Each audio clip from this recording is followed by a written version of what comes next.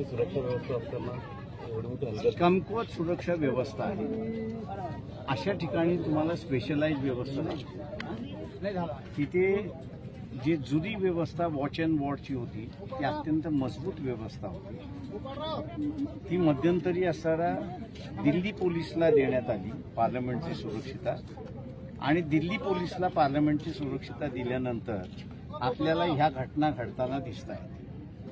त्याच्यामुळे अतिसंवेदनशील जे आहेत सेंटर्स त्याची स्पेशल सिक्युरिटी सिस्टम असते, ती लोकल पोलीस सिस्टम करू शकत नाही.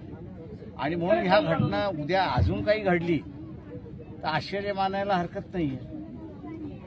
त्या मुलांच्या मनात राग होता व्यवस्थेविरुद्ध आहे ना. माझं म्हणणं असं आहे की कुठच्या घटनेला किती महत्व द्यायचं आणि किती द्यायचं नाही. निर्मळ अकॅडमीचे मी सर्व असं म्हणेन की त्याला आर्मीचे बांधव त्यांना एक विनंती आहे की थोडं सहकार्य करून ह्या खुर्च्या साईडला घ्याव. त्याच्यामुळे आपलं असं एक क्लोज केला पाहिजे. जवान म्हणून एक कर्तव्य असते, देशाची सेवा आपण करत आहात. या ठिकाणी सुद्धा आपली सेवा खूप चांगली घडत आहे. तर तुम्हाला एक विनंती आहे की फटाफट खुर्च्या बाजूला घेऊन वेळ भरपूर झालेला आहे. लोकांना जेवणाची सुद्धा किमान त्यांना अत्यंत आवश्यकता आहे. त्यामुळे लवकरात लवकर खुर्च्या बाहेर करून जेवणासाठी एक पंगत बसवण्यात यावी. त्यांनी कायदा मोडला हे बरोबर आहे, मी नाही म्हणत नाही आहे, पण त्या कायद्याची शिक्षा द्यायची की माफ करायची शासनाने ठरवलं पाहिजे. शिक्षा माफ करावी असं तुम्हाला वाटतं? माझं म्हणणं असं की कोर्ट केस चालू, त्यांना आता सोडून द्यावं, कोर्ट केस चालू करावी, शिक्षा त्याच्यातली कायम झाली की त्याची शिक्षा माफ करावी सरकार.